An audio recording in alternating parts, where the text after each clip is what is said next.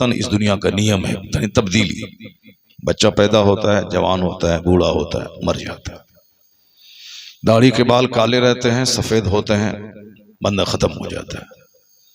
मालदार हुआ फिर गरीब हो गया, गरीब हुआ फिर मालदार हो गया। बादशाहों के बेटे भीख मांग रहे हैं। जो कल हमारी गाय चराता था वो आज करोड़ों के मकान में आराम कर रहा है। जो सुअर चराता था उसका बेटा मंत्री बना हुआ है। जो ग्वाला था, भैंस चराता था, वो मुख्यमंत्री बना हुआ है साहब। जो डोम था मुख्यमंत्री बना हुआ है। और जो राजा महाराजा का बेटा था वो जाके टोटो चला रहा है। ये नियम है दुनिया का। एक हालत पे दुनिया नहीं रहती है। दुनिया एक हालत पे नहीं रहती है। दुनिया की परिभाषा ही है अल आलम मुतगय्यरुन। ये आलम, ये दुनिया क्या है? बदलने वाला है। कुल्लु मुतगय्यरिन हादिस। हर बदलने वाली चीज फानी है, हादिस है। जब दुनिया फानी है, उसको करार ही नहीं है, तो अब चाहे सोने की दीवार है, मिट्टी की दीवार है, दोनों बराबर है। अभी दुनिया टफ इसीलिए है चूंकि हमने आखिरत को भूलकर दुनिया को सब कुछ समझ लिया। इसीलिए अब हम चाहते हैं कि मेरे पास मकान होने का, चाहे हराम का हो चाहे हलाल का हो। मेरे पास गाड़ी चाहिए, चाहे वो हराम की गाड़ी हो या हलाल की। ईद के दिन नया जोड़ा चाहिए, चाहे हराम का कपड़ा हो या हलाल का हो। पेट में रोजाना गोश्त मछली जाए, चाहे हराम का हो या हलाल का हो।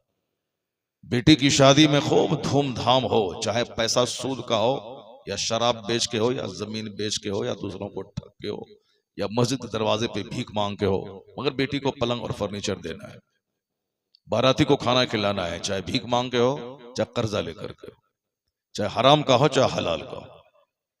दिमाग में ये बात सेट हो गई है। यही वजह है कि आज ये जिंदगी हमारे लिए बोझ बन गई है। ये जिंदगी हमारे लिए अब जिंदगी में कोई खुशी नहीं रही। पहले जिस लड़के की शादी होती थी उस लड़के के चेहरे पे अनार की तरह खून टपकता था। वो लड़का अगर दीवार में मार दे हाथ तो वो दीवार टूट जाती थी। इसलिए टूट जाती थी कि लड़का की जिंदगी में शादी एक अजूबा चीज होती थी। उससे बढ़कर कोई खुशी नहीं है। जिसके बारे में सुनता था, सोचता था, पढ़ता था, लिखता था, दूसरों को देखता था, उनकी जिंदगी में ये दिन आने वाला है। उसके लिए उसके नजदीक कुछ भी दिखाई नहीं पड़ता था। बस सिर्फ वो तारीख आ जाए, शादी हो जाए, क्योंकि उसका तजर्बा उसको जिंदगी में पहली बार होने वाला होता है कि शादी, खुशी हो रही। लेकिन आजकल शादी से पहले लड़के का चेहरा उतर जाता है। शादी से पहले लड़के का चेहरा उदास हो जाता है, सूख जाता है। सारी चार्मिंग खत्म हो जाती है। चार्मिंग इसलिए खत्म हो जाती है क्योंकि हालात इतने खराब हो गए हैं कि जिस खुशी के लिए शादी होती है उस खुशी का तजर्बा उनको कई साल से हो गया होता है। और फिर शादी के बाद एक अनजान सा गम सर पे वो लाद लेता है। शादी होगी, पता नहीं क्या होगा, बच्चे होंगे, कैसे खिलाएंगे, कैसे पिलाएंगे, क्या होगा, कैसी बीवी होगी। यानी वो सारा क्रेडिट अपने सर लेना चाहता है। मैं औलाद को खिलाऊंगा, मैं बीवी को पालूंगा, मैं आज अच्छा हूं, कल मेरा कारोबार ठप हो जाएगा तो क्या होगा। ये इंतशार ख्याली चेहरे का नूर मिटा देती है। अल्लाह की जात पे जब यकीन हो जाए कि मेरा खुदा ही इज्जत देने वाला है, मेरा खुदा ही रोजी देने वाला है, वो मुझे भी पालेगा, मेरे 50 बच्चों को भी वही पालने वाला है। जब यकीन अल्लाह की जात पे मजबूत रहता है तो चेहरा बिल्कुल हरा भरा रहता है। वो यकीन ही कमजोर हो गया आज। शादी में अब कोई खुशी नहीं रही। बेशुमार गम खुद से अपने सर पे लोग डाल लेते हैं, इसलिए चेहरा सूखा रहता है। एक तो ये बात। और दूसरी बात, जो आदमी तकवा परहेजगारी से खाली है, जो शादी से पहले ही न जाने गलत आदतों में गिरफ्तार हो जाता है, उसकी वजह से अब शादी में कोई चार्मिंग नहीं रह जाती है। चूंकि वह उस मंजिल से गुजर चुका होता है। अल्लाह पर मजबूत यकीन और शादी का पहला तजुर्बा, वो आदमी सूखी रोटी क्यों ना खाए जिसका जिस्म गुनाहों से सेफ है, उसका चेहरा बिल्कुल चांद की तरह चमकता है, गुलाब की तरह खिला रहता है। अल्लाह तबारक व तआला चाहता है कि बंदा मेरा यहां भी खुश रहे और मरने के बाद भी खुश रहे। अल्लाह की ये पसंद है। अगर ये अल्लाह को पसंद नहीं होता तो कुरान शरीफ में अल्लाह ताला हमको ये दुआ कभी नहीं सिखाता। कुरान शरीफ में अल्लाह ने एक दुआ कहा है कि तुम इसको मांगा करो, रब्बना आतीना फिद दुनिया हसना व फिल आखिरति हसना। इलाही मुझे दुनिया में भलाई अता फरमा और आखिरत में भी भलाई अता फरमा। ये दुआ किसी आला हजरत ने नहीं सिखाई है। ए बाबू, ए कहाँ भाग रहे हो? महफिल में अभी भी बहुत सारे लोग हैं, मगर सब लोग बैठे रहें तो बड़ा अच्छा लगेगा। मैं काम की बात कर रहा हूं। अगर एक जुमला भी मेरा अगर दिल में उतर गया तो 50 खरब रुपए से उतनी खुशी नहीं होगी जितनी खुशी उस जुमले पे अमल करने से होगी। क्योंकि अभी लोग घटिया हो गए, लोगों के नजदीक सिर्फ पैसा सब कुछ हो गया, इसीलिए अल्लाह ताला पैसा दे के सुकून छीन लिया। इस बात को आप हमेशा नोट करके रखिएगा। अगर पैसे वालों को जिंदगी में खुशी होती तो आज दुनिया में सारे लोग खुश रहते, क्योंकि पहले के मुकाबले में अभी ज्यादा पैसे लोगों के पास है। पहले मौलवी साहब के पास 300 रुपए तनख्वाह होती थी और अभी मौलवी साहब के पास 30,000 रुपए माहाना तनख्वाह है। लेकिन कहते हैं वो अंधेरा ही भला था जब कदम राह पे थे। वो 300 रुपए आज के 30,000 पे भारी थे। वो हर आदमी अपनी पहली हालत को ही बेहतर समझता है, चाहे वो सऊदी अरब जाए, चाहे अमेरिका जाए, चाहे वो जितनी भी 100 ट्रक खरीद ले और वो साहब अरबपति बन जाए, मगर हर आदमी पहली हालत को समझता है कि वही हाल ठीक था।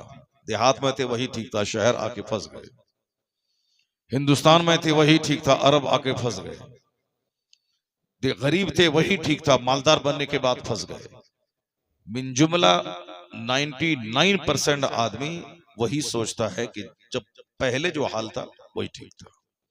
बिजली नहीं थी वही ठीक था, बिजली हुई अब इसकी वजह से इतनी परेशानियां हैं कि साहब वक्ती तौर पर फैन से हवा तो मिल जाती है, लेकिन उस हवा से जो बीमारियां होती हैं, जिस हवा में पसीना सूख जाता है और आदमी का कोलेस्ट्रॉल बढ़ जाता है, तो फिर उसके बाद कहता है कि डॉक्टर बोलता है कि पसीना बहाओ वरना मर जाओगे, शुगर लेवल हाई हो जाएगा, बीपी हाई हो जाएगी और कोलेस्ट्रॉल बढ़ जाएगा। अब मर जाओगे, पसीना निकालो, चाहे वॉक करके हो, चाहे एक्सरसाइज करके हो, चाहे हल चला के हो, चाहे जिम जा करके हो, पसीना निकालो ताकि सारी बीमारी निकल जाए। अब बंदा बोलता है कि वही दिन ठीक था जब फैन नहीं था। तो इसका मतलब है कि बंदा अपने से चाहे जितना हाथ पांव मारे, उछले कूदे, नाचे गाए, मगर असल में सच्ची खुशी देने वाला अल्लाह तबारक व तआला। यकीन अगर कमजोर हो गया तो आदमी कुत्ते की मौत मरेगा जैसे आज मर रहा है। अरबपति की लाश सड़ रही है। आपने देखा होगा अमेरिका का एक इंजीनियर अपने 3-4 बच्चों के साथ खुदकुशी कर लिया, सुसाइड कर लिया। हिंदुस्तान में रोजाना बड़े बड़े अरबपति, करोड़पति जहर खा के मर रहे हैं। जिंदगी में जब कुछ चार्मिंग ही नहीं रही तो वो जीना ही उस बेकार समझता है, तो अब इसलिए वो जहर खा के मर रहा है। कोटा में जहां लोग तैयारी करते हैं मेडिकल की, आईएएस की, अक्सर बच्चे वहां जहर खा के मर रहे हैं। क्यों मर रहे हैं? इसलिए मर रहे हैं कि चूंकि वो समझता है कि मैं डॉक्टर नहीं बन पाऊंगा। मेरे माँ बाप चाहते हैं कि मेरा बच्चा डॉक्टर बने, मगर मैं नहीं बन पाऊंगा, अपने अंदर वो कैपेसिटी नहीं पाता हूं, तो क्या बाप को मुंह दिखलाऊं? वहीं फांसी के फंदे पे लटक जाता है। तो फांसी के फंदे पे लोग लटक रहे हैं और जहर खा के मर रहे हैं। जिंदगी से सच्ची खुशी खत्म है। अल्लाह ताला कभी खुशी नहीं देगा, चूंकि अल्लाह ने खुशी अपने महबूब की गुलामी में रखा है। अल्लाह ने सारी खुशियां पैगंबर आजम अलैहिस्सलाम की पैरवी में रखा है।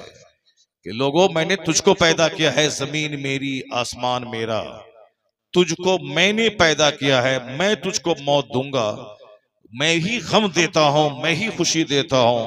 अगर खुशी चाहिए तो मैंने अपना एक महबूब तेरे दरमियान भेजा है, तुम उनकी नकल करो, उनकी गुलामी करो, जन्नत वहां दूंगा, सच्ची खुशी यहां दूंगा। वाह वाह वाह, नारे तकबीर, नारे रिसालत, मुफ्ती शहरियार साहिब क़िबला असल के आला हजरत। खुशी तबीयत की पैरवी में नहीं है, खुशी सुन्नत की पैरवी में है। जिसने भी अपनी तबीयत की पैरवी की उसके हिस्से में सिर्फ खसारा है, उसके हिस्से में सिवाय घाटे के कोई सौदा नहीं। मुस्तफा की सुन्नत की जो पैरवी की, आप यकीन जाने जन्नत वहां मिलती है, शोहरत और मकबूलियत यहां मिलती है, अच्छी बीवी अच्छी औलाद यहां मिलती है, गुर्बत में बादशाहों जैसी खुशी यहां अल्लाह देता है, क्योंकि सब कुछ देने वाला अल्लाह ही है। ये बुनियादी बात है, चाहे सारी दुनिया के लोग इस बात को झुठला दें, कुछ नहीं होने वाला है। बात सच्ची वही है जो अल्लाह ने कही। अल्लाह रब्बुल इज्जत को दुनिया बनाने में कुछ नहीं लगता, कुन फयकून, अल्लाह कहता है बन जाओ तो दुनिया बन जाती है। आसमान खड़े हो जाओ तो आसमान खड़ा हो गया बगैर खंबे। जमीन से कहा कि फैल जाओ, जमीन समंदर के ऊपर में फैल गई। अल्लाह फरमाता है कुरान शरीफ में, सुम्मस्तवा इला समाए वहिय दुखान क़ाल लहा वलिल अर्दि इतिया तौअन और करहन क़ालता अतैना ताईन। अल्लाह फरमाता है कि अल्लाह रब्बुल इज्जत जब आसमान बनाना चाहा तो अल्लाह ने आसमान और जमीन से कहा कि हो जाओ, वजूद में आ जाओ, वजूद में आ जाओ। खुशी या ना खुशी, विलिंगली या अनविलिंगली, मर्जी से हो या मजबूरी से हो, वजूद में आ जाओ। सुम्मस्तवा इला समाए वहिय दुखान, वो आसमान जो धुआं था, वो आसमान जो एक गैस की सूरत में था। आज वैज्ञानिक कहते हैं कि हाइड्रोजन गैस था आसमान बनने से पहले, स्पेस में कुछ नहीं था, सिर्फ धुआं जैसा एक माहौल था। कुरान क्या कहता है, आसमान की तरफ अल्लाह मुतवज्जे हुआ, जो आसमान उस वक्त धुआं था, जो आसमान उस वक्त एक गैस की सूरत में था। तो वैज्ञानिक आज खूब जतन करके, मेहनत करके, रिसर्च करके, तहकीक करके, मेडिटेशन करके आज पता लगाया है कि आसमान बनने से पहले स्पेस में सिर्फ धुआं ही धुआं, गैस ही गैस थी। जरा कुरान शरीफ पढ़िए जो 1400 साल पहले नाजिल हुआ है, उस कुरान में फसाहत के साथ अल्लाह ने क्या कहा। अल्लाह आसमान बनाने की तरफ जब मुतवज्जे हुआ तो वह आसमान जो उस वक्त धुआं था, तो हजारों लाखों वैज्ञानिकों ने आज पसीना बहाकर, कई कई साल दिमाग जलाकर, तब उसने पता लगाया कि आसमान बनने से पहले स्पेस में धुआं था। कुरान शरीफ में अल्लाह रब्बुल इज्जत क्या फरमाता है, वो आसमान जो उस वक्त धुआं था, अल्लाह ने कहा कि वजूद में आ जाओ।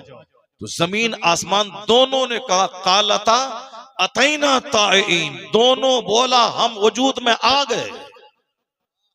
अल्लाह, दोनों ने क्या कहा, हम वजूद में आ गए। जमीन बन गई, आसमान बन गया, विदाउट पिलर्स ये आसमान बन गया। किसने बनाया? अल्लाह ने। तो अल्लाह रब्बुल इज्जत को आसमान बनाने में बहुत टाइम नहीं लगा, बोला कि अल्लाह ने कहा कि हो जाओ, आसमान बन गया। अल्लाह ने कहा कि जमीन से कि वजूद में आ जाओ, जमीन वजूद में आ गई। तो अल्लाह रब्बुल इज्जत ही सारी कायनात का संचालक है, वही पूरी यूनिवर्स का क्रिएटर है, वही सारी कायनात का खालिक है। विश्वास करना होगा, वरना नेता की बात माने तो नेता तो यही डराता। हम, मेरी उम्र 50-54 साल आज हो रही, 4 साल माइनस कर दें, 50 साल से हम यही सुनते हुए आ रहे हैं कि इस्लाम खतरे में है, मुसलमान खतरे में है, होश में आ जाओ। जो खतरे में है वो नेता मर गया, सड़ गया, गल गया, और उस वक्त में भी इस्लाम जिंदा था और आज भी इस्लाम जिंदा है। सुभान अल्लाह। नेता तो डर आता है, हमको वोट नहीं देगा तो तुम डर जाएगा। बदतमीज, तुम वोट लो और अपना पेट पालो और अपने बेटे के लिए घर मकान बनाओ, इस्लाम की चिंता मत करो, इस्लाम अल्लाह का पसंदीदा मजहब है। इस्लाम 1400 साल से मुस्कुरा रहा है और क़यामत तक मुस्कुराता रहेगा। बेशक, वाह वाह, सुभान अल्लाह, सुभान। तुम इस्लाम का नाम मत लो, तुम अपना खाओ पियो और पेट पालो और जाओ जहन्नम में। और अगर नेक काम करोगे, ईमान के साथ हो, तो जन्नत जाओगे तुम। कोई भी नेता रहे, चाहे वो कोई भी रहे, चाहे हैदराबाद का रहे कि मुरादाबाद का रहे कि बिहार का रहे कि बंगाल का रहे, अपना काम करो, पैसा कमाओ, खाओ पियो, ज्यादा बड़ी बड़ी बातें मत किया करो कि हम मुसलमानों के सबसे बड़े मसीहा हैं, हम सबसे बड़े मुसलमानों के साहब शुभ चिंतक हैं। फालतू बातें मत किया करो। हम तो 50 साल से सुन रहे हैं, सब डराता है इस्लाम खतरे में। अब मालूम है ना, वो नहीं सुनो, इस्लाम खतरे में है। ये तो नेता की बात हो गई। मौलाना साहब को भी हम कहते हैं कि चुपचाप तकरीर करो, टका लो, जाके खाओ, घर मकान बनाओ, और ज्यादा मत बोलो कि हमसे इस्लाम जिंदा है, हम खिदमत कर रहे हैं, हम सबसे बड़ा मसीहा हैं। चुपचाप तकरीर करो, पैसा लो, जाके घर बनाओ, ज्यादा बात मत करो। तुम नहीं थे दुनिया में, इस्लाम था, और तुम मर भी जाओगे तो भी इस्लाम रहेगा, तो भी इस्लाम रहेगा। ये मत बोल, शेख सादी कहते हैं कि मत बोल के हम बादशाह की खिदमत कर रहे हैं, एहसान मान उस बादशाह का जो तुझको खिदमत के लिए मुकर्रर किया है। ये मत बोल कि मैं इस्लाम की खिदमत कर रहा हूं। अल्लाह का एहसान मान के इस्लाम के लिए तुझको अल्लाह ने खिदमत करने का मौका दिया है। वरना मौलाना से भी हम सुनते आ रहे, नहीं संभलोगे तो मिट जाओगे ए हिंदी मुसलमानों। ये कौन बोला था? ये डॉक्टर इकबाल बोले थे। और उसी शेर को 50 साल से हम सुन रहे हैं, मौलाना साहब लोग बोलते थे। ये खान साहब थे 1985 से सुन रहे हैं, नहीं संभलोगे तो मिट जाओगे ए हिंदी मुसलमानों, तुम्हारी दास्तां तक न होगी दास्तानों में। ये जुमला कब बोला था? जब मुसलमानों की तादाद 10 करोड़ थी, और वो शेर लिखने वाला इकबाल साहब तो चले गए दुनिया से। उस वक्त में 10 करोड़ मुसलमान था, बांग्लादेश, पाकिस्तान, इंडिया सब मिला के। और आज पाकिस्तान में 25 करोड़, बांग्लादेश में 22 करोड़, इंडिया में 40 करोड़। 40 10 50 10 60 10 70 10 80 करोड़ मुसलमान उस इंडिया में है। बोला था मिट जाओगे, वो तो चला गया, मगर आज लाखों मस्जिदों से अजान की आवाज आ रही है। आज मदरसा जिंदा है, मस्जिद जिंदा है, खिताब जिंदा है। पता ये चला कि हम अगर इबादत कर रहे हैं खुदा की, तो हमारा उसमें भला है। अल्लाह का एहसान कि अल्लाह ने मुझे इबादत की तौफीक दी, वरना अल्लाह रब्बुल इज्जत का कुछ बिगड़ने वाला नहीं है। अल्लाह तबारक व तआला हमारा मोहताज नहीं, हम खुदा की रहमतों के मोहताज हैं। बेशक बेशक, नारे तकबीर, नारे रिसालत, मुफ्ती शहरियार साहिब क़िबला, मसलके आला हजरत, जश्ने शादी, नारे तकबीर। तुम्हारा ये हो जाएगा, तुम्हारा वो हो जाएगा, तुम मिट जाओगे, तुम मर जाओगे। क्यों ये फालतू नर्वस वाली बातें बोल रहा है? क्यों ऐसी बातें कर रहा है कि न संभलोगे तुम मिट जाओगे ए हिंदी मुसलमानों? इस तरह की बातें मत कर। इस्लाम न खतरे में था, न आज है, न क़यामत तक रहेगा। अलबत्ता मुसलमान अगर काफिरों की नकल करेगा, मुसलमान शराब पिएगा, मुसलमान ज़िना करेगा, मुसलमान शादी ब्याह काफिरों की तरह करेगा, अपना बाल बच्चा काफिरों की तरह पालेगा, मुसलमान अपने घर में 24 घंटे काफिरों की तरह सनीमा देखेगा, मुसलमान 24 घंटे झूठ बोलेगा, तो फिर तो कुदरत का कानून है कि अगर तुम गलत करोगे तो तुम्हारा अंजाम भी गलत होगा। तो बदअमल मुसलमान पिटेगा, बदअमल मुसलमान मरेगा, इसको सजा मिलेगी। चूंकि ज़िना का अंजाम गलत है, शराब का अंजाम गलत है, झूठ का अंजाम रोजी के घटने की सूरत में आता है, ज़िना का अंजाम बाल बच्चों की तबाही की सूरत में आता है, शराब पीने का अंजाम सेहत के और माल के लूटने की सूरत में आता है, झूठ का अंजाम आदमी की बेइज्जती और जिल्लत की सूरत में होता है। तो जो जैसा करेगा उसका अंजाम वैसा होगा। अलबत्ता ये बदअमल खतरे में है, मगर इस्लाम न कभी खतरे में था, न आज है, न क़यामत तक रहेगा। इसलिए कि अल्लाह रब्बुल इज्जत का पसंदीदा मजहब इस्लाम है। और अल्लाह का कोई दूसरा मद्दे मुकाबिल नहीं है जो कि अल्लाह से मुकाबला कर सके। जब अल्लाह से कोई मुकाबला नहीं कर पाएगा तो अल्लाह को कोई खतरा नहीं है, तो अल्लाह के मजहब को भी किसी से कोई खतरा नहीं है। हुवल्लज़ी अरसला रसूलहु बिल हुदा व दीनिल हक लियुज़हिरहु अला दीन कुल्ली। अल्लाह कहता है वो खुदा है जिसने अपने रसूल को हिदायत और दीन हक के साथ भेजा है ताकि इस मजहब को सारे मज़ाहिब पे गालिब कर दे। तो इस्लाम गालिब होने आया है, मगलूब होने नहीं आया। इस्लाम मुकम्मल होके रहेगा। युरीदूना लियुत्फिउ नूरल्लाहि बिअफ़वाहिहिम वल्लाहु मुतिम्मु नूरिही। अल्लाह कहता है ये मुशरिक अपने मुंह से इस्लाम का चिराग बुझाना चाहते हैं और अल्लाह उस नूर को पूरा करना चाहता है। तो जो अल्लाह चाहेगा वो होगा। और जिस बंदे के पेट में 2 केजी पाखाना है, इसके चाहने से कुछ नहीं होता है, वही होता है जो मंजूर खुदा होता है। जो अल्लाह चाहेगा वही होगा। तो अल्लाह का पसंदीदा दीन है इस्लाम। इस्लाम को कोई खतरा कभी नहीं था, न आज है न क़यामत तक रहेगा। जिसने भी बोला इस्लाम मिटा देंगे, अल्लाह ने उसको मिटा दिया। उसके बाल बच्चों के जरिए कलमा पढ़वा के इस्लाम की खिदमत उससे लिया। इन्नल्लाह ला युअय्यिदु हाज़द्दीन बिर्रजुलिल फाजिर। बुखारी शरीफ की हदीस में आया है कि अल्लाह ताला इस्लाम की मदद उससे ले लेगा जो फासिक और फाजिर होगा, उससे दीन का काम ले लेगा। और उसी बुखारी में एक दूसरी हदीस है कि अल्लाह ताला इस्लाम की ताईद, इस्लाम की मदद उन लोगों से लेगा जिसका इस्लाम में कोई हिस्सा नहीं है। यानी जिसका इस्लाम में कोई हिस्सा नहीं है, उनके जरिए अल्लाह ताला इस्लाम का काम ले लेगा। जैसे आज यूरोप और अमेरिका के वैज्ञानिक जो कलमा नहीं पढ़े, उसका इस्लाम में कोई हिस्सा नहीं है, लेकिन उन लोगों ने जो तहकीक की है, जो रिसर्च किया है, उस रिसर्च को देख देख कर हजारों काफिरों ने जो कलमा पढ़ा, इसी को कहा जा सकता है कि तहकीक उस काफिर ने किया। उस तहकीक के जरिए हजारों मुशरिकीन कलमा पढ़ के मोमिन हुए, तो अल्लाह ताला उन मुशरिकीन की तहकीक के जरिए मजहब इस्लाम का काम ले लिया। वाह वाह वाह, सुभान अल्लाह, सुभान। जिस तरह अभी मैंने आपसे कहा कि रिसर्चर ने कहा है कि आसमान बनने से पहले गैस थी, हाइड्रोजन और हेलियम गैस, वो गैस थी आसमान बनने से पहले। तो गैस कहते हैं धुआं को। इन लोगों ने आज उस बात को इकरार किया। कुरान शरीफ जब वो वैज्ञानिक पढ़ता है कि उसी गैस, उसी धुआं की बात कुरान शरीफ में मौजूद है। जिस जमाने में कोई कॉलेज नहीं था, यूनिवर्सिटी नहीं थी, कोई स्कूल नहीं था, उस जमाने में जब गैस और धुआं की बात कुरान में मौजूद है, इस बात की दलील है कि कुरान हक है, कुरान सच है, कुरान पाक अल्लाह की किताब है। और जब बंदा इस पॉइंट पे पहुंचता है तो उसके ज़मीर की आवाज होती है, जब हक सामने जाहिर हो गया है तो हक को मान लेना चाहिए। तो बस वो कलमा पढ़ता है और मुशर्रफ इस्लाम हो जाता है। इस तरह की बेशुमार तहकीकात हैं जो अक्सर बेशतर हम अपनी तकरीरों में कहा करते हैं, वो अलग अलग रिसर्च को बयान करके कि किस तरह फ्रांस के कोस्टो ने कलमा पढ़ा, किस तरह एनाटॉमी डिपार्टमेंट के हेड थाईलैंड की राजधानी के मेगाटेक तेजासन ने किस आयत करीमा को सुनने के बाद वो कलमा पढ़ा, किस तरह इस्लाम के बड़े बड़े दानिश्वरों ने कलमा पढ़ा। अक्सर बेशतर मैं अपनी गुफ्तगू में इस तरह की बातें क्या करता हूँ।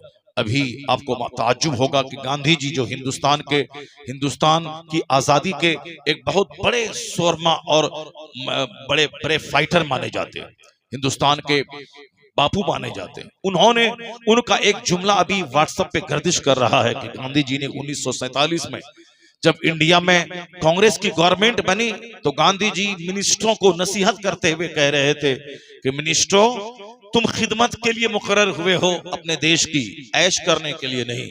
तुम्हें सिंपल लाइफ, सादी जिंदगी गुजारनी है। गांधी जी ने आगे कहा कि मैं तुम्हारे लिए रामकृष्ण जी और रामचंद्र जी और कृष्ण जी की मिसाल नहीं दे सकता, चूंकि यह लोग कोई हिस्टोरिकल पर्सनैलिटी, तारीखी शख्सियत, हस्तियां नहीं है ये लोग, मगर मैं मजबूर हूं तुम्हारे सामने मिसाल देने पर कि अबू बकर और उमर तुम्हारे लिए मॉडल है। इसलिए कि अबू बकर और उमर एक जमीन के बहुत बड़े भूभाग और बहुत बड़ी सल्तनत के वह हाकिम थे, बहुत बड़े हाकिम थे वो, मगर जिंदगी उनकी फकीराना थी, जाहिदाना थी। उनकी जिंदगी तेरे लिए मॉडल है कि वह बादशाह थे, मगर जिंदगी उनकी फकीराना थी। अगर तुमने उनके नक्शे कदम को अपनाया तो फिर तुझसे समाज का, मुल्क का कल्याण हो जाएगा। इस जुमले को 1,00,000 बार पढ़िए, और वो भी पढ़ें जो आदमी आज इस्लाम के खिलाफ बकवास करते हैं। हर पार्टी के लोग इंडिया में गांधी जी को मानते हैं, और गांधी जी के, और सिक्के में गांधी जी का फोटो होता है। गांधी जी कुछ नहीं थे, ना प्रधानमंत्री थे, ना कोई मिनिस्टर थे, मगर वह भारत के सब कुछ थे। और हर पार्टी के लोग मानते हैं, चाहे बसपा हो, चाहे सपा हो, चाहे भाजपा हो, चाहे कांग्रेस हो, चाहे सीपीआई हो, सीपीएमएल हो, कोई भी पार्टी हो, सारी पार्टी के लोग गांधी को अपने लिए मॉडल मानते हैं और गांधी का नाम लेते हैं। मजबूरी से ले, चाहे खुशी से ले, जैसे भी ले, मगर गांधी जी का नाम लोग लेते हैं। गांधी का जो कातिल था वो भी गांधी का नाम लेके इलेक्शन जीतने के लिए मैदान में आ जाता है कि हम बापू के मार्ग पे चलते हैं, हमको वोट दीजिए। जो गांधी का कातिल है वह भी वोट लेने के लिए बापू का नाम लेता है। इतने बड़े हिंदुस्तान के पढ़े लिखे आदमी और हिंदुस्तान की आजादी के जो सबसे बड़े लीडर माने जाते हैं, गांधी जी ने क्या कहा? मैं रामचंद्र जी और कृष्ण को मॉडल तुम्हारे लिए नहीं दे सकता, क्योंकि वह बादशाह नहीं थे, वह तारीखी हस्तियां नहीं थी, लेकिन अबू बकर और उमर ये दोनों हाकिम थे, बादशाह थे, अमीरुल मोमिनीन थे, एक बड़ी सल्तनत के मालिक थे। बादशाह होने के बावजूद उनकी जिंदगी फकीराना थी। ये उनकी जिंदगी तुम्हारे लिए मॉडल है कि तुम मंत्री बने हो तो ऐश में मत पड़ना, सिंपल रहना, सादी जिंदगी गुजारना और खूब अपने मुल्क की सेवा करना। इस जुमले को बार बार पढ़िए। उन्होंने अबू बकर का नाम लिया, उमर फारूक आजम का नाम लिया, और गांधी जी के बारे में मैंने यहां तक सुना, उन्होंने वो साहब अब खादी का कपड़ा पहनते थे, कॉटन का, और तख्त पे सोते थे बगैर गद्दा के, और बकरी पालते थे, बकरी का दूध पीते थे। उन्होंने कहा था कि मैं जो ये सिंपल लाइफ गुजारता हूं, इसमें मेरे लिए रोल मॉडल इस्लाम के पैगंबर मोहम्मद अरबी की जाते गिरामी है। इस्लाम के पैगंबर की सादगी से मैं प्रभावित हूं, मैं उनकी जिंदगी से बेपनाह मुतासिर हूं, इसलिए मैंने भी अपनी जिंदगी में सादगी को दखल किया है। जिस पैगंबर आजम की सादगी को गांधी अपना के खुशी तलाश कर रहे हैं, उस पैगंबर आजम की सादगी को आज मुसलमान छोड़कर अंदर से बेचैनी की आग में जल रहा है। मालदार भी जल रहे हैं, गरीब भी जल रहे हैं, जाहिल भी जल रहे हैं, पढ़े लिखे भी जल रहे हैं, सारे लोग जल रहे हैं। ऐसा नहीं होता है कि मैं पूरब चलूं और खाने काबा पहुंच जाऊं। तू बकाबा न रसी ए रावी की रह के मी रवि बतुर्किस्तान, तू काबा तक कभी नहीं पहुंचेगा, इसलिए कि जिस रास्ते पे तू चल रहा है यह तुर्किस्तान का है, काबा का नहीं है। तो काबा तक पहुंचने के लिए, सच्ची खुशी हासिल करने के लिए एक मार्ग है, वो मार्ग है मुस्तफा जाने रहमत का दिया हुआ। अगर उस रास्ते पे चलोगे जन्नत वहां मिलेगी, खुशी यहां मिलेगी।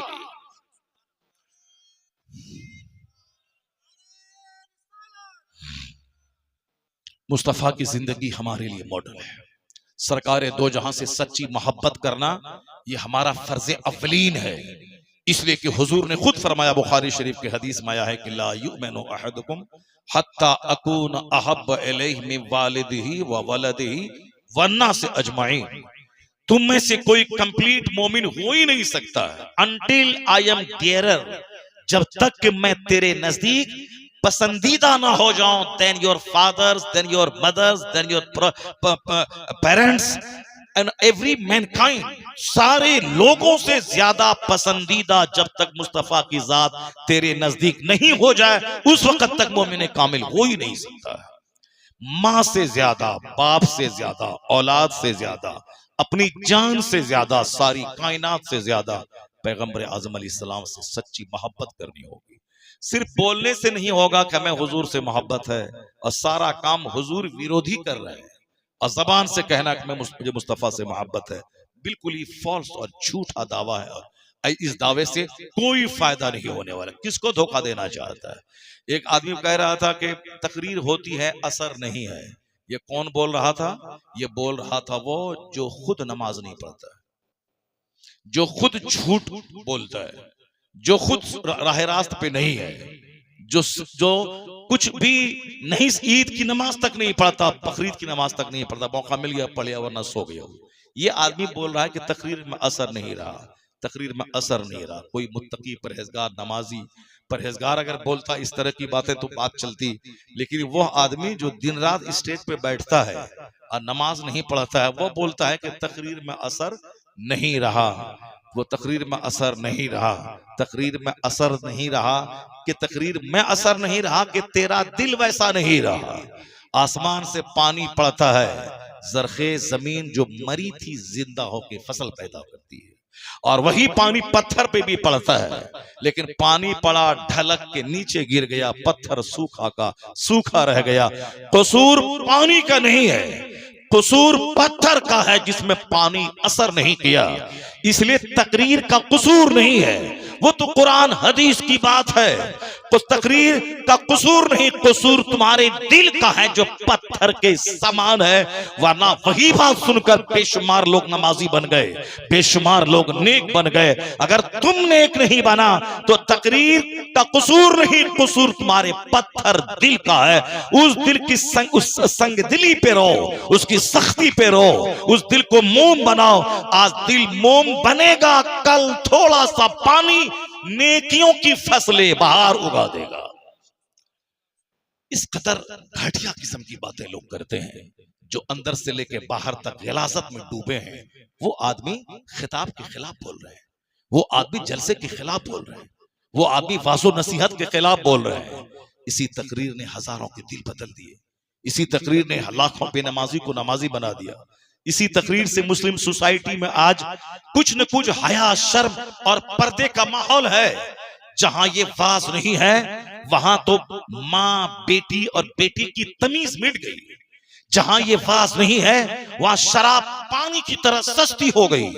जहां ये वाज, ये डराना, ये धमकाना, ये अल्लाह का डर दिल में पैदा करना, जुमा के दिन ईदैन में, सीरत की महफिलों में जहां ये नसीहत नहीं है वहां तो शराब पानी की तरह सस्ती है। वहां हराम हलाल की तमीज खत्म है। वहां सिर्फ पैसा कमाना चाहे जहां से भी हो। वहां बाप और बेटा को ज़बह करने वाला, खूबसूरत औरत भाभी की सूरत में है तो भाई को ज़बह करके उस भाभी पे कब्जा कर लेने वाला। आए दिन हिंदुस्तान के अखबारात में इस तरह की खबरें छपती हैं। 2 दिन पहले मैंने ये खबर पढ़ी, छत्तीसगढ़ की। छोटा भाई भाभी से प्यार किया और अपने बड़े भाई का गला दबा के मार दिया ताकि अब इसको हम कब्जा कर लें। 5 साल पहले हमारे बिहार में रेलवे में नौकरी करने वाला भाई, उसके छोटे भाई उसकी बीवी से प्यार करने लगा।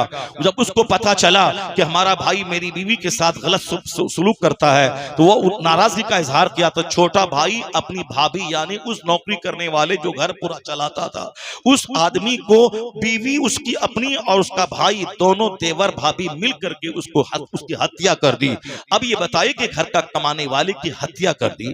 अब ये सड़क छाप ये कुछ करता नहीं है और वो अपने शौहर की हत्या करके कौन सा सुकून चाहती है। वो तो जेल में सड़ गया, 15-20 साल जेल में सड़ेगा और ये सड़ेगी यहाँ पे, वो भी जेल में गई हुई सड़ेगी। यानी ख्वाहिशात की गुलामी की वजह से लोग इस हद तक आगे बढ़ गए कि खूनी रिश्ते की कदरें मिट गई।